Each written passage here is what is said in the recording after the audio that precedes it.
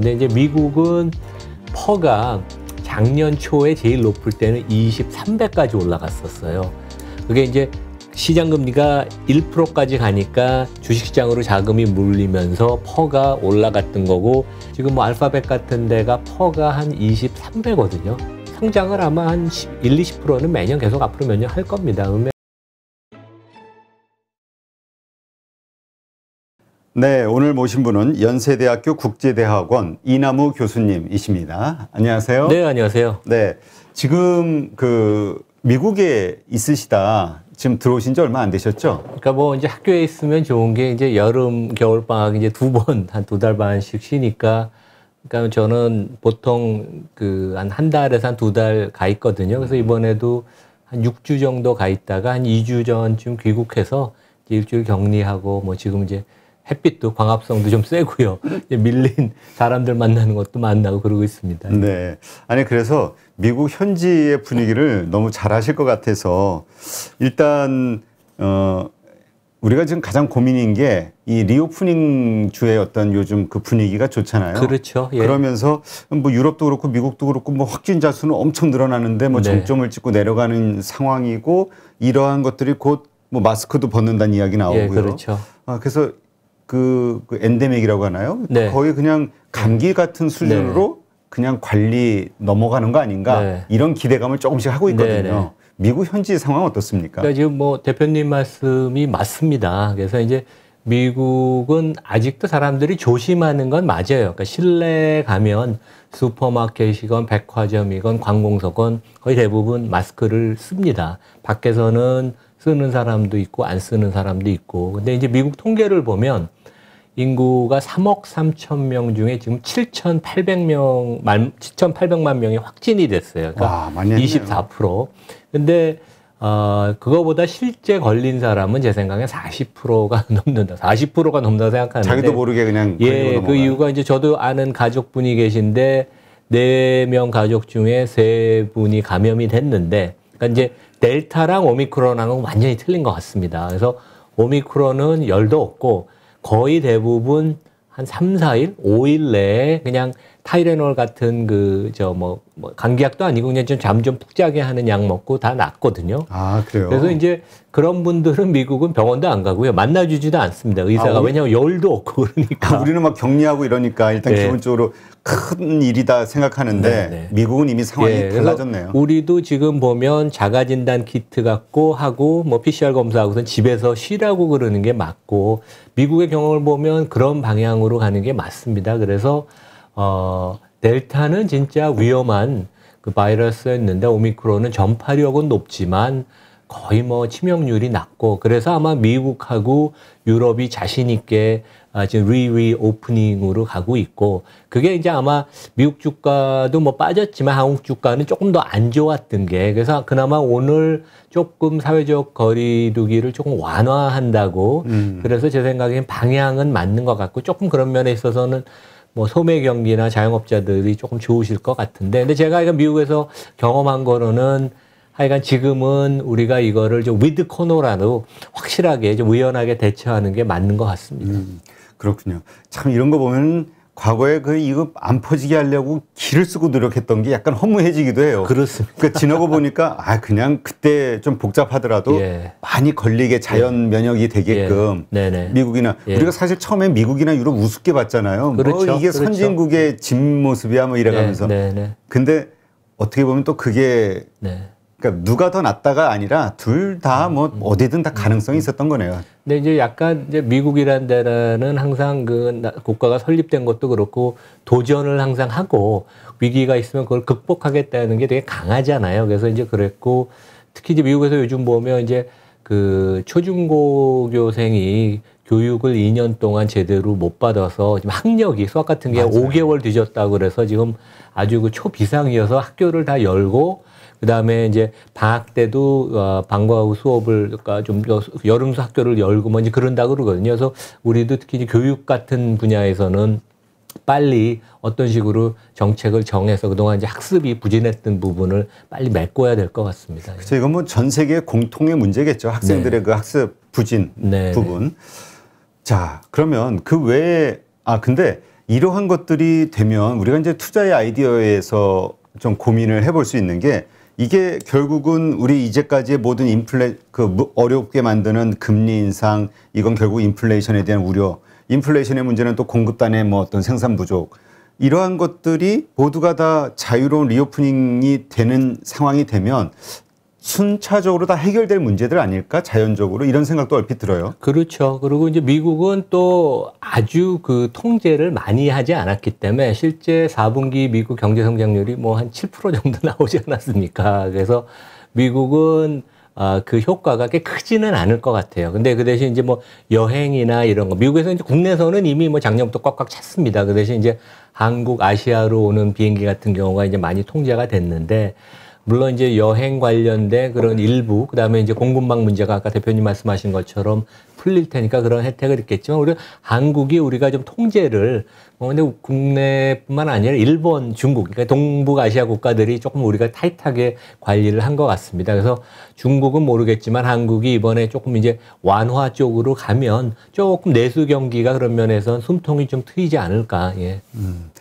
근데 중국 생각하니까 또 깜깜하네요. 거기는 엄청나게 그 방역에 집중하다 보니 진짜 그 병 걸리면 진짜 거의 무슨 뭐 그 왕따 당하는 그 네네. 분위기였잖아요.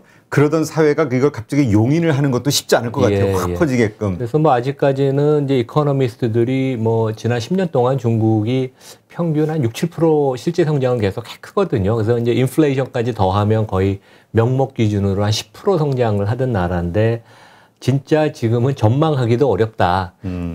왜냐하면 이제 이 시장 외의 변수가 이제 정부의 그 정책을 판단하기도 어렵고, 그리고 이제 뭐 올해 내년 같은 데는 계속 그런 제로 코로나 정책을 유지를 한다면 경제 성장률이 4% 미만으로 가는 게 아닌가. 특히 뭐 지금 그 북경 올림픽 때문에 일본기는 성장이 엄청 안 좋다고 지금 그렇죠. 그런 얘기가 나오고 있거든요. 공장들 뭐 가동 뭐 중단이라든가 네네, 여러 가지 해가지고. 근데 요번에 그 중국에서도 보니까 소비자 물가, 판매 지수인가요? 뭐 그게 나온 거 보니까, 물가 지수인가요? 거의 0%대 나와가지고, 네, 그래가지고 이거 경기가 이렇게 안 좋아지면 어떡하냐 하는 측면이 하나 있고, 인플레이션, 미국이라든가 수출 그 어떤 물가들이 조금이라도 좀 긍정적인 영향을 미칠 때니 좀 인플레이션 완화에 도움이 되겠구나. 그래서 그저께인가 한국 시장이 오른 원인을 찾는 분도 있긴 하더라고요. 예. 그래서 뭐 주식 시장이 또 지나고 보면 생각보다 아주 그 효율적이거든요. 그러니까 미래 이벤트를 빨리빨리 반영을 하기 때문에 뭐 그런 면에 있어서는 주가가 하여간 리스크가 그동안 많이 반영이 돼서 변동성은 있겠지만 장기적으로 보면 조금 이제 뭐 좋게 그러니까 좀 매력적인 주가들이 개별 종목을 보면 그런 것들이 나오는 것 같습니다. 네. 지금 어떻습니까? 그 1월 FOMC 회의록 이게 이제 공개가 됐잖아요. 그렇죠. 어제 공개가 되면서 그냥 역시 예상했던 대로 매파적인 발언이 막 나왔어요. 인플레이션에 대한 이야기가 뭐 한 70회 이상 언급이 됐다고 하고요. 네, 그렇습니다. 하지만 뭐 시장이 그때 당시는 그렇게 크게 반응이 없었던 것 같은데 네. 현지에서의 그 분위기는 어떻습니까? 그러니까 파웰 의장이 뭐 한동안 되게 그 아주 화합형이다. 그다음에 이제 의견 조정을 잘하고 시장과 교감을 잘한다 칭찬을 많이 받았는데 지금은 약간 수세죠. 그래서 어떻게 보면 정책 당국자가 금리를 정해서 시장을 끌고 가는 게 아니라 거꾸로 시장이 금리의 방향을 정해주면 정책 당국자가 그거를 따라가는 모습이어서 약간 파웰도 당황하고 그다음에 세인트루이스 연준 총재 같은 분이 튀는 발언을 하는 것도 너무 시장에 이제 끌려가니까 이제 그래서 그러는 것 같은데, 그분이 뭐 오래 했던 그 분이시거든요. 블라드라는 분이. 그래서 제 생각에는 이미 뭐 주식시장이건 채권시장이건 금년에 뭐 7회 올리는 거는 뭐 기정사실로 해서 그거는 이미 주가에 반영이 된 것 같습니다. 그리고 오히려 3월에 저는 뭐 50bp를 올릴 거라고 생각은 안 하지만 50bp를 올리면 오히려 주가에 더 좋을 수 있다. 왜냐하면 문매를 먼저 맞는 게 이미 다 알고 있는 거니까. 그래서 뭐 큰 이벤트는 아닌 것 같고, 다만 지금 이제 연준이 그동안 양적 완화를 하면서 채권을 매입한 게 8조 5천억 달러. 그러니까 우리나라 GDP의 한 4배 정도 되는 어마어마한 거를 이제 시장에 내놓고 아니면 채권이 만기될 때 다시 롤오버를 안 하는 식으로 채권 시장에 좀 부담이 될 테니까 그게 아마 연말 얘기를 시작을 이제 연말에 이제 집행을 한다고 그랬는데 그게 좀 땡겨질 가능성이 좀 높죠. 이제 그런 면에 있어서 조금 채권 시장이 계속 불안할 테니까 일반적으로 주식시장이 좋을 때는 채권 시장이 주식시장에 영향을 안 미치는데 주가의 주식시장의 투자 심리가 불안할 땐 채권 시장을 많이 눈치를 보거든요. 그래서 조금 하여간 변동성은 계속 있을 것 같습니다. 네. 그렇죠. 뭐 하긴 근데 또 1.7% 오버됐다 10년물 장기 금리 그 국채 금리 뭐 1.8%, 그 2%까지 넘어갔는데도 사실은 갈수록 좀 이렇게 둔감해지는 것 같아요. 처음에 네, 1.7, 1.8만 넘었을 네, 때는 네. 엄청 난리였는데. 네, 그렇죠. 근데 이런 이야기를 하시는 분들도 있거든요. 뭐냐면은 금리 인상을 했을 때 오히려 과거의 데이터를 보더라도 증시는 좋아지기 시작할 것이다. 이렇게 보는 분들이 참 많이 계시는데 소수 의견으로 금리는 중요하지가 않다. 문제는 성장 둔화가 확인이 되면서 주가는 크게 급락할 것이다. 라고 보는 분도 있어요. 3월 이후 기점으로.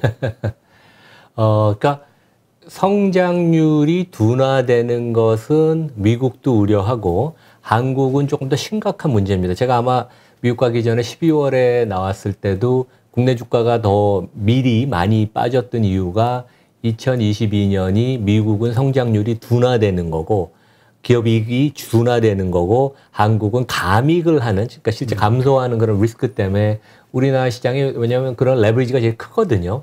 이제 그런 거가 반영돼서 그러한 거에 대한 불안한 심리는 계속 있지만 결국 그 국내는 퍼가 지금 10배 미만이기 때문에 금리의 영향을 별로 받지 않습니다. 상대 가치 측면에 있어서. 근데 이제 미국은 퍼가 작년 초에 제일 높을 때는 23배까지 올라갔었어요. 그게 이제 시장 금리가 1%까지 가니까 주식시장으로 자금이 몰리면서 퍼가 올라갔던 거고 작년에 기업이익이 증가율이 40%가 됐는데 주가는 25% 정도밖에 안 올라서 퍼가 작년 초에 23배에서 21배까지 연말에 내려왔고 지금은 이제 한 20배까지 내려왔습니다. 근데 금리가 올라간다는 것은 경기가 좋고 그래서 실제 나쁜 거는 없죠. 그래서 뭐 아까 이제 그런 그 논리가 당연히 과거에는 적용이 되는데 그 과거 사이클과 틀린 거는 지금 퍼가 너무 높은 수준에서 미국이 시작하기 때문에 금리가 올라가면 올라갈수록 퍼가 좀 정상화되는 과정일 거예요. 그래서 경기가 조금 좋아지면서 기업이익이 좋아지는 건 플러스지만 반면에 퍼가 조금씩 내려올 테니까 그 부담이 어떻게 상쇄되느냐 그 다이내믹스가 상당히 예측하기가 어렵습니다. 그래서 이번은 조금 과거와 단순하게 볼 수 있는 건 아니다. 근데 퍼는 아마 20배에서 조금 더 계속 내려올 겁니다. 갑자기 뭐 15배로 가지는 않을 테지만. 그러니까 예. 계속해서 지금의 주가 밸류에이션은 낮아질 수밖에 없다. 미국은. 네, 이렇게 네. 이해를 해야 될까요? 예, 그렇죠. 예. 지금 서학개미라고 해서 정말 많은 그 투자자들이 미국 주식을 보유하고 있잖아요. 네. 이분들이 가지고 있는 그 믿음은 미국 주식은 가만히 놔두면 우상향으로 결국 올라가더라. 이건데 이게 또 그 최근 10년을 봐서는 그게 맞는데 그 전에 10년을 보면은 네. 네, 되게 힘든 과정도 있었다. 그래서 그렇죠. 너무 우리가 우상향이라는 거에 대해서 확신을 가지면 안 된다라고 하는 분도 있거든요. 네네. 어떻게 보세요? 근데 미국 주가는 이제 제가 뭐 수업 시간에도 이거 많이 쓰는 건데 과거 100년, 50년, 30년을 보면 연평균 주가가 공교롭게 10% 투자 수익률을 올렸어요. 그래서 어떤 때는 주가가 9% 오르고 배당 수익률이 1%서 합치면 10%인 경우도 있고 아주 옛날에는 주가는 한 6, 7% 오르고 배당 수익률이 높아서 3%였던 경우가 있는데 길게 보면 예외 없이 연 한 10%의 수익률을 가져다 주었고 우리가 이제 조금 이제 작년에 특히 이제 미국 시장 처음 진출하신 분들은 어이구 이거 뭐 우리 꼭지에서 잡아서 내 종목은 20, 30% 빠진 것들도 뭐 당연히 있습니다. 그런데 우리가 이제 그러니까 이제 조금 이럴 때 한 걸 물러나서 객관적으로 봐야 되는데 지난 3년 동안 미국 주가가 70% 이상 올랐습니다. 그리고 작년에만 주가가 27% 올랐으니까 올해는 조금 쉬어가는 주가, 쉬어가는 장이라고 보는 게 맞고 조금 제 생각에는 심호흡을 길게 하시고 좋은 종목이면 제 생각에는 주가는 당연히 올라가거든요. 그런데 이제 미국은 한국보다 주가가 변동성이 높을 땐 더 높은 게 이번에도 4분기 실적이 전반적으로 좋았습니다. 한 70, 80%가 그 예상보다 좋았으니까. 근데 미국은 원래 좀 그렇거든요. 가이던스를 회사가 조금 보수적으로 잡아서 그거를 비트하는 게 대부분이거든요. 그게 약간 경영진의 약간 그 트릭이죠, 되게. 근데 일부 기업들, 페이스북, 엔비디아, 페이팔 뭐 이런 회사들이 실적이 안 좋게 나왔지만 뭐 진짜 아주 형편없는 또 숫자는 아니었거든요. 근데 보면 아주 작은 미스. 예. 그런데 주가가 20%, 30%씩 빠지는데 그게 이제 미국은 헤지펀드들이 워낙 많아서 뭐가 문제가 있으면 거기서 공매도 숏을 쳐서 주가가 빠지거든요. 이제 그런 것들도 있어서 어떻게 보면 국내 투자가 입장에서는 제가 전에 얘기한 것처럼 미국 시장 투자하는 게 되게 위험할 수도 있다. 그냥 우리가 정보도 부족하고 우리가 애플을 많이 안다 그래도 삼성그룹에 대해서 더 많이 알지 않습니까? 삼성전자에서 저 사돈의 팔촌까지 쫙 빼고 있죠. 그래서 이제 좋은 기업을 길게 들면 당연히 윈을 할 수 있는 그런 시장이지만 그런 그 리스크가 있고 그런 그 좀 불리함이 있음도 우리가 이제 인지를 해야 되고 그러니까 조금 기다리는 게 저는 좋다고 생각합니다. 근데 지금 마침 그 페이스북 메타 한 30% 이상 빠졌잖아요. 네. 그러한 것들 그렇게 빠졌을 때 말씀하신 대로 과거의 그래프를 보더라도 그럴 때가 결국에는 매수의 기회 아니냐. 그리고 다시 또 정상화되고 그래프 우상향 가니까 이렇게 말씀하시는 분들도 있거든요. 근데 또 한편에서는 뭐 여러 가지 그 글로벌리 특히 뭐 미국도 그렇죠. 그 플랫폼 기업들에 대한 어떤 반독점 규제라든가 뭐 이러저러한 이슈들 때문에 그리고 또 뭐 여러 가지 그 트렌드의 변화 쉽지 않을 것이다라고 보는 분들도 있거든요. 교수님은 어떻게 보세요? 그런 커뮤니케이션, 그러니까 플랫폼 기업들에 대해서? 그러니까 제가 4분기부터 이제 미국 기업들, 주요 기업 실적이 발표될 때마다 학점으로 제가 주기 시작했습니다. 왜냐하면 투자가분들이 그 이해하기 어렵거든요. 그렇죠. 그러니까 그래서 애플은 A+, 알파벳하고 마이크로소프트는 A0. 그러니까 아주 이제 실력이 탁월했다는 얘기죠. 그래서 그리고 아마존은 A- 조금 좀 부족하긴 했지만 작년에 어려웠던 이유가 충분히 있고 올해는 이제 좋을 테니까. 근데 이제 페이스북은 B0를 제가 줬습니다. 그래서 확실히 나머지 빅테크의 4개 회사랑은 퀄리티랑 펀디멘털이 이번에 조금 차이 나는 것을 보여줬고 그다음에 이번에 이슈가 된 애플의 개인정보 문제, 그다음에 이제 페이스북은 약간 거버넌스가 조금 약합니다. 이제 구글 같은 데는 창업자분들이 이제 경영에서 물러나면서 전문 경영인 열평에서 아주 훌륭하게 회사를 지금 더 그 발전시켰어요. 근데 페이스북은 저커버그가 아직까지 젊지만 37세지만 그분하고 넘버 투인 셰릴 샌드버그 두 분이 실제 모든 의사결정 거의 다 합니다. 그래서 다양한 의견이 부족해서 뭔가 물신제가 이슈가 있을 때 이사회에서 그거를 지적을 하거나 이사회도 보통 저커버그 친구들이 대부분이거든요. 그리고 회사 내에서도 그 2명이 거의 의사결정을 하니까 그러한 그 객관적인 코멘트, 의견이 제대로 수렴이 되지가 않는 것 같아요. 그래서 조금 그런 문제를 해결을 해야지. 그렇지 않으면 이번에 그 5대 빅테크에서 조금 이탈을 하는. 그래서 시가총액이 이번에 제가 아까 보니까 6천억 달러, 700조. 근데 그게 주가가 한 40% 정도 이미 빠진 거거든요. 그래서 그렇죠. 진짜 메타버스로 갈 수 있는지, 그리고 이제 거버넌스나 그런 의사결정 체계 이런 것들을 좀 바꿔야지. 아니면 이제 빅테크에서 조금 이제 탈락하는 식의 모습도 보일 수 있는데, 근데 개별적인 주가는 저는 지금 괜찮게 매력이 있다고 봅니다. 왜냐하면 현금 흐름으로 보면 주가가 너무 많이 빠져서요. 우리가 요즘 그 거들떠 보지도 않는 IBM보다 현금 흐름 멀티플이 낮습니다. 그러니까 너무 많이 빠졌다는 얘기죠. 그런 면에 있어서는 뭐 아파트가 1억짜리 아파트도 평당 있지만 5천만 원짜리 아파트를 4천만 원에 사면 싼 거 아닙니까? 그래서 1억짜리는 아니지만 주가가 진짜 많이 빠져서 조금 펀디멘털이 안 좋아지는 것보다 주가가 더 많이 빠졌기 때문에 그런 점에서 보면 조금 매력은 있어 보입니다. 예. 근데 주가가 뭐 많이 빠진 건 저도 속이 많이 상하죠. 근데 이제 이렇게 빠진 이유도 뭐 그런 말씀은 여러 가지 이유 있지만 또 그 가운데 실적이 안 좋았던 근본 원인 중에는 메타버스 쪽에 투자를 좀 많이 하다 보니까 맞습니다. 예, 거기서 이제 또 미스가 좀 났잖아요. 네네. 투자를 예. 전부 적자를 많이 봤으니까 이것을 미래에 대한 어떤 성장의 기회로 봐야 될 것이냐 아니면 리스크로 봐야 될 것이냐. 그리고 메타버스라는 지금 한국에서도 이제 워낙 테마 붐이 크게 있었으니까 이것이 과연 앞으로 세상을 주도할 트렌드가 될 것이냐. 그러니까 성장주에 투자할 것이냐 계속 이거에 대한 고민이 많은 분들이 있어요. 그러니까 메타 주식은 이런 것 같아요. 그러니까 페이스북, 인스타그램, 메신저, 왓츠앱 그 기존의 비즈니스를 내가 현금으로 에비타의 10배에 사고 그다음에 메타버스의 플랫폼을 할 수 있는 콜 옵션의 개념이거든요. 근데 이 회사가 그 경쟁력이 좀 떨어지고, 그러니까 틱톡 같은 회사한테 이제 많이 밀리죠, 유튜브한테. 그렇죠. 근데 여전히 기존의 이 전통 비즈니스, 인스타그램, 페이스북의 영업이익률이 49%입니다.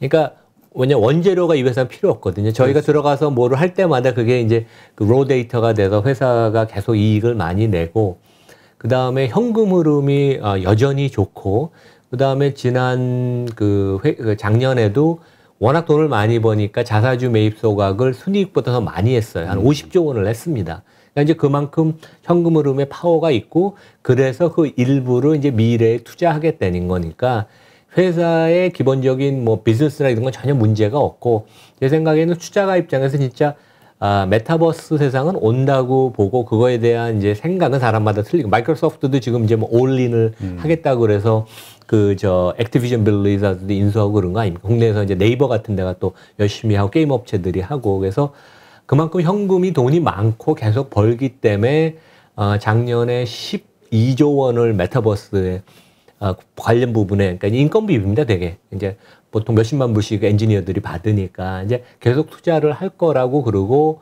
그런 면에 있어서는 저커버그가 뭐 천재니까 우리가 다 알 수는 없죠. 그래서 그런 면에서 콜 옵션을 준 개념이니까 제 생각에는 뭐 지금 정도 주가면 230달러면 상당히 매력이 있는 걸로 보입니다. 네. 그 미국 시장이긴 하지만 이러한 것들이 사실 움직임에 따라서 한국의 메타버스 관련된 주식들도 많이 요동을 치거든요. 뭐 게임주들도 그렇고요. 뭐 네이버, 뭐 카카오도 거기에 또 연동이 되기도 하고요. 컨텐츠도 주들도 그렇고.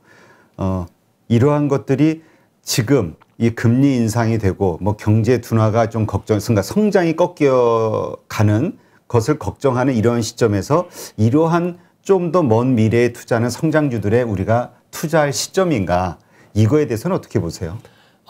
저는 빅테크의 그 고성장은 계속 된다고 보고, 최근에 주가가 많이 하락을 해서 매력적이라고 봅니다. 왜냐하면 과거에 미국에서 엘리트, 그러니까 이제 좋은 대학을 나온 뭐 아이비건, 뭐 MIT, 스탠퍼드 이런 데 나온 사람들이 변호사가 되거나 뱅커, 월가에 가거나 맥킨시 같은 컨설팅 취직을 했는데, 요즘은 실리콘밸리가 다 빨아들입니다. 그렇죠.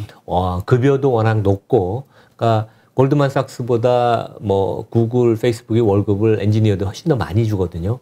그리고 이제 성장하는 기업이니까 젊은이들이 더 가고 싶어 해요. 그래서 엄청난 인재를 빨아들이고, 그 다음에 아마존 같은데 뭐 빅테크가 다 투자를 많이 하지만 아마존이 작년에 R&D를 60조 원 이상 투자를 했습니다. 그러니까 삼성이 많이 하지만 삼성이 한 3배를 하죠. 엄청나네요. 그러니까 이 진입장벽을 쌓는 게 사람을 다 빨아들이고, 시설 설비 투자, 뭐 이제 그런 그 데이터 센터 같은 거 계속 투자를 하고, 그 다음에 R&D를 해서 진입장벽을 쌓고, 그 다음에 브랜드 가치가 점점 높아지지 않습니까? 그래서 이들의 독점은 물론 이제 미국의 공정거래위원회에 해당되는 그 FTC가 조금 이제 발목을 아마 잡을 겁니다, 되게.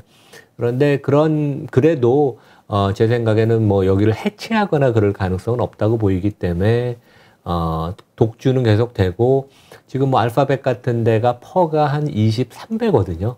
그러니까 그 어마어마한 기업이 세계 최고의 그 엘리트 엔지니어 과학자들이 다 모여 있는 그런 데가 23배에 살 수 있고, 성장을 아마 한 20%는 매년 계속 앞으로 몇 년 할 겁니다. 그래서 상당히 매력적이라고 보이고, 이들 기업들은 또 작년에도 보면 번 돈의 반 이상을 거의 자사주 매입 소각에 써줬어요. 주가 그렇게 올랐는데도. 그러니까 자기 회사가 자기들 입장에서 보면 저평가됐다고 봐서 이제 계속 거기다 또 투자를 하는 거죠. 그래서 뭐 변동성은 좀 있겠지만 이들의 독주는 계속되고 매력적인 투자 대상이라고 봅니다. 예. 그리고 아까 대표님 말씀하신 메타버스의 가장 수혜주는 엔비디아거든요. 근데 그거는 이제 제가 한 작년에도 그 메타버스를 실제 국내에서 구현하는 회사 그 대표님, 이제 그런 그 플랫폼을 만드시는 분 얘기가 결국 가장 수혜주는 엔비디아입니다. 이제 그런 얘기를 하시더라고요. 그래서 뭐 어제 실적 나왔는데 꽤 좋았고, 주가가 싸진 않습니다. 근데 워낙 고성장을 하니까. 그래서 국내에도 보면 뭐 네이버도 있고 게임 업체도 있지만 또 미국의 뭐 엔비디아 같은 그런 간접적인 수혜주 아니면 뭐 그런 데에 또 이제 우리 관심 갖는 것도 좋을 것 같습니다. 네. 그러니까 지금은 이제 우리가 한국에서만 이렇게 자꾸 뭐 게임존이 이렇게 좁혀서 메타버스를 찾으려고 하는 게 아니라 미국까지도 이렇게 좀 넓혀서 네. 거기서 직접적으로 크게 수혜받을 주식에 투자하자. 예, 글로벌리. 네. 이렇게 이해를 하겠습니다.